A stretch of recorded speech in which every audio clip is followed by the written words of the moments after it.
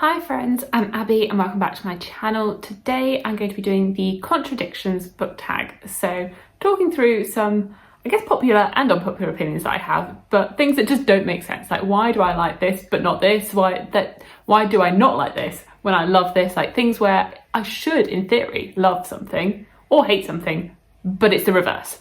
And I will link the original creator down below, so if you want to go check out the original video. I think I originally saw this on the World Hoppers channel, and they did it as a collective group, and then I also saw Jessie May do it recently, so I thought it sounded fun. I thought it looked fun to talk about some contradicting opinions. So the first prompt is, I love this genre, but not this book. And I mean, there's probably quite a few where I could answer quite a few things for this, because my favourite genre is fantasy. But there are multiple fantasy books that I don't like. There are multiple books that just don't work for me within the fantasy genre. But the one I've picked for this is Rage of Dragons by Evan Winters, because there are so many aspects of that book that I should have liked. I really should have liked Rage of Dragons, because I don't mind an unlikable protagonist and I don't mind a revenge plot. So I don't know why I didn't like that. I thought the world building was interesting. Like, there's lots of aspects to it that I should like. It's quite fast paced, it's got training montages, and I like a training montage. So in theory, there should have been so many aspects of that book that I liked, but I didn't, because I really didn't like the main character. I didn't like him, and he was very one-track minded, and it just didn't work. It just didn't work for me. And also there were no dragons. Like, you name your book Rage of Dragons and you put a dragon on the cover, and then there's literally like one scene with a dragon in it. Like, come on. Like, it's ridiculous. In theory, I should have liked it, but I didn't. I rarely read this genre, but I love this book. For this one, I have picked like the mystery thriller genre. I'm very hit and miss with this genre. There are some that I really, really like. There's a few that I really, really like, but I think more often than not, I will dislike them. And I think part of that is that I did a discussion over on Joanna's channel about slow burn books, and I was thinking that maybe with a thriller or a mystery, I actually like them when they're slower, when it's more of a slow burn, like you're building up to things that are a bit longer, whereas the actual fast-paced thrillers, I don't really like them, because I'm never really satisfied with them. I think after the first couple that I read, like, I was like, okay, right, cool. I get the plots now, I get the gist of what this is. So maybe after that, though, after those first couple, I lost interest. But anyway, the ones that I have liked have been the slower burn ones. So an example of that would be the Millennium trilogy, or The Girl with the Dragon Tattoo being the first book by Stieg Larsson. I read this quite a few years ago now, but I loved it. I found it so interesting.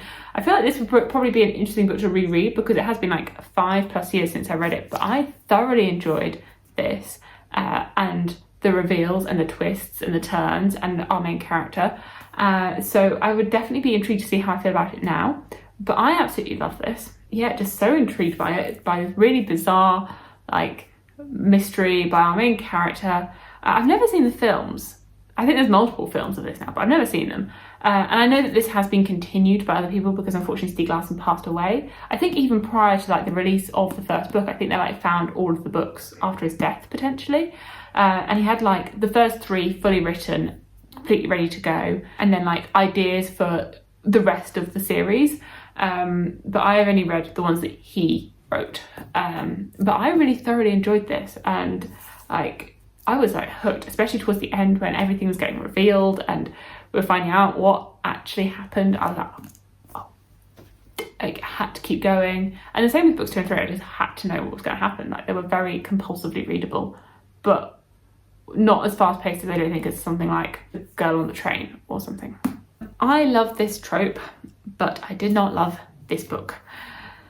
So I love the enemies to lovers romance in a book, like seeing people go from being enemies, they hate each other, to them falling in love. But I mean, I feel like it has to have steps. Like, you have to go from like the hate, and it has to be realistic hate, to unwilling allies, like unwilling, don't really want to, but okay, to maybe we're friends, okay, like we're adjusting, like we're getting to know each other a little bit better now, like we're understanding the other person's motivations, okay, oh, we've we've got a bit of sexual tension now, and there we go. They're enemies to lovers. Like, it's a slow journey, and I like that slow journey.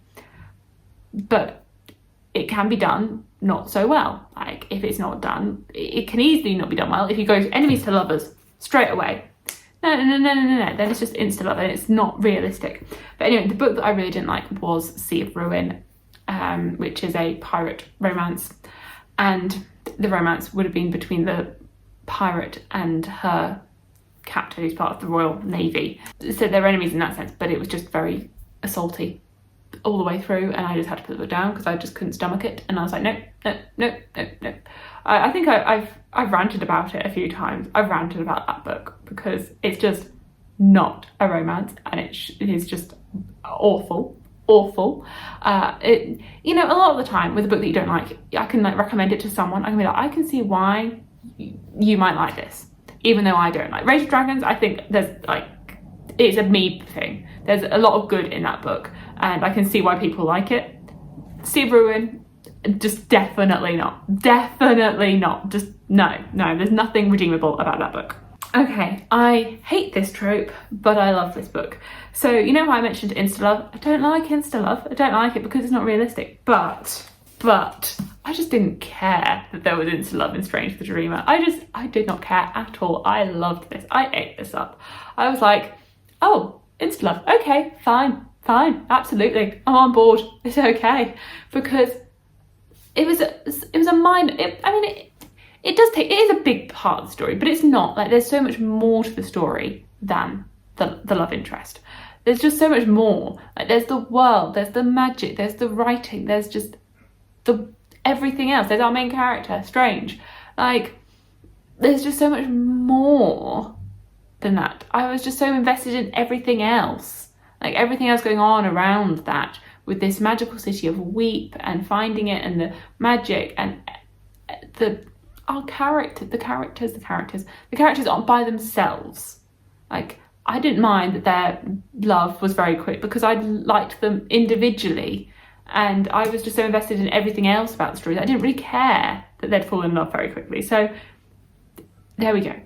Normally, insta love, I'm like, no, can't believe it. But maybe that's when it's like more of a central focus to the plot. Like, the whole plot revolves around these characters falling in love, and it just happens instantaneously, and so that's when it's really unrealistic. But when there's so much more going on around them, maybe I'm a bit more forgiving. I don't know. Or maybe it's just because it was Laini Taylor that I was a bit more forgiving. I love this author, but not this book. This was a little hard for me because generally I find that if I'm enjoying an author's books, I am enjoying pretty much all of their books. Like John Gwynne, I have enjoyed pretty much all of his books. So I don't have like a book that I haven't enjoyed by him. And I think that's the same for across like my favourite authors. Like, Essay Shack Reporter, he's not written a bad book, so I don't have a bad one. Brandon Sanderson, I don't think I've read any that I haven't liked, but I mean, there's some that I haven't been drawn to pick up. Like, I've not been drawn to pick up the Steelheart series by him. So potentially there are some in his back catalogue that I'm not going to love. But as of right now, I've enjoyed everything that I've read by him. What I will say for this is I love Sarah J Maas's books. I do generally enjoy them, and I have loved them and given multiple books 5 stars. But I was disappointed to only give this one 4. And this is because it's so unnecessarily long and full of fluff and padding, and just, I didn't like the direction of things. So there was a lot in this that I didn't like. There really is. I enjoy her writing, I really do, but this was by far her weakest book. And this is after I loved Crescent City. Like, I loved the first book in this series. I really, really did. And that book was long, but I think it merited being that long. Like, I didn't mind that book being long. This one was just unnecessarily long, and I didn't like a lot of the directions that were taken. The romance didn't like make up. Normally, like, if her plots are a bit weaker, then the romance will make up for it, and I'll be really invested in the romance. But I wasn't so invested in the romance. So it didn't really make up for the plot going in a direction that I wasn't so interested in. So it's not like I hated this. I didn't hate it. I just wanted something different from it. So this unfortunately. I previously disliked a book by this author, but I loved this one. So I I think I'm a bit hesitant to give authors second chances, and I do have like a vlog where I do want to give some authors some second chances, because there are a few authors that I want to try again. Like I do want to try again with Robin Hobb.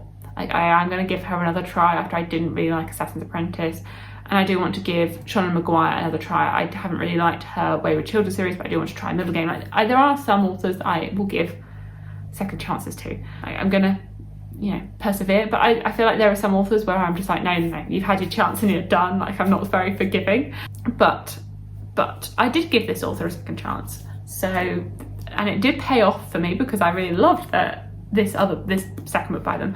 I didn't really enjoy The Humans by Matt Haig, which I feel is a bit controversial because I don't feel as though I've ever seen anyone not like it, and I just felt very mediocre about it. Like I didn't hate it. I think the beginning of that book is very strong. I really enjoyed like the first third of the book. Like that first third of The Humans I really liked. You're following this alien that possesses this human to try and stop us humans discovering some mathematical formula, and this alien figuring out what it's like to be a human, pretty much. And I liked, the first third, and then I just felt like it lost its direction a little bit as the story went on. And so by the end of it, I was just like, this was very meh. And generally I feel, so I've only really seen positive reviews of that book. But anyway, I absolutely loved The Midnight Library by Matt Haig. So I loved this one. This is set in this world where you're following a main character, I think she's called Nora. Yeah, you're following a main character, Nora, who is at a point in her life where she is very depressed and thinking about committing suicide, so trigger warnings for that. And at this point she enters the Midnight Library, where she is presented with various paths of her life or options that she could have chosen. And so she's looking at her regrets and like, could she have chosen this life? What would her life look like if she went down this avenue? What would her life look like if she had chosen this avenue? And seeing if actually, does she regret any of the choices that she made and the life that she is in now? So I really like this one. I mean, I love a magical library anyway, but I really like the way that this sort of combined that magical realism aspect of the magical library with also the hard-hitting aspects of looking at your life and looking at your choices and your regrets and trying to come to terms with that. And I think that was handled well. At least for me, I know that Matt Haig has suffered with depression, so he is speaking from his own place, his own experiences. So I really like this one, but I didn't like Humans. Question number 7 is, I love the cover of this book, but I don't love the book. So I have actually unhauled this book because I didn't like it, however pretty the cover was. But the UK cover of The Goblin Emperor by Catherine Addison is absolutely beautiful. It's really pretty. It's so pretty. It was like one of my first videos. It was like it was a blind date with a book. So my prompt was that I went to the bookshop and I picked up a book that I had never heard of before. Like I hadn't seen anyone talk about it. I read the blurb and then I picked a book that I was going to take home with me based purely on the blurb, like old school shopping before I discovered BookTube, before I discovered the internet and what people talked about on the internet. I'd go into a bookshop, I'd read the blurbs, I'd see what covers looked interesting, and I'd read the book. I wouldn't look up reviews, I'd just read it based on what it said, what the book was telling me. That's what I did. And I may have been sucked in by the pretty cover because I didn't really like The Goblin Emperor. I just didn't like it. It just didn't gel with me. I didn't like the writing style. It was very slow, very political. This one, I mean, I think I can see why it would work for other people. I can see why people like it, but it just didn't work for me. Because when I looked it up on Goodreads and it seemed to have quite positive reviews, it just didn't work for me, unfortunately. But that one has such a stunning cover. So pretty. So, I mean, you can see why I was attracted to it because it's so pretty to look at. But I didn't gel with the contents of it. I don't like the cover, but I do love the book. I actually struggle with this because I generally try and find editions of books that I think are pretty, that I like the cover of. Or if I can't find a cover that I like, then I might read it on Kindle, and I don't really pay attention so much to what I've read on my Kindle so much. So I was looking through my shelves, like, are there any covers here that I really don't like? And I was like, I don't know. I mean, and sometimes as well, I will buy like a US cover for a publication if I don't like the UK cover. Like, I think this edition is very pretty, and I think it's prettier than the editions that are published here in the UK. And the same that if like the US cover's horrible, then I'll buy the UK one because the UK one's easy to find. An example of that is that I really do not like the cover of Kindred by Octavia E. Butler, the US one. The US one is just, it's not pretty. When we in the UK get this absolutely beautiful one. So I guess I'm slightly cheating because I have the pretty edition. I bought the pretty cover.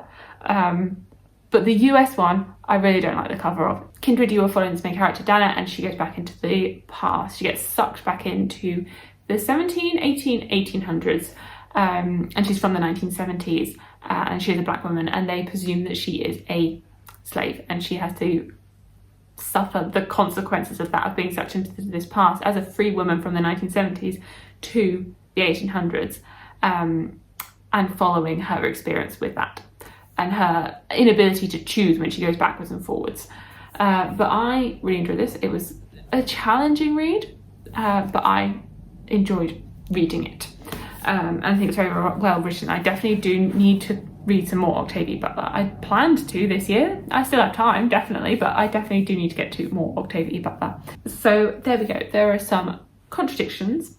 I think I'll tag 3 people. I don't think I was tagged by anyone, but I just thought it sounded fun to do this tag. But I will tag Sam from Griff Reads, I will tag Sophia from Sophia's Thoughts, and I'll tag Angela from Literature Science Alliance. So you're all tagged if you want to go away and do this, or not, I don't really mind. But anyway, you're tagged. So thank you so much for watching, and I will see you in my future videos. Bye!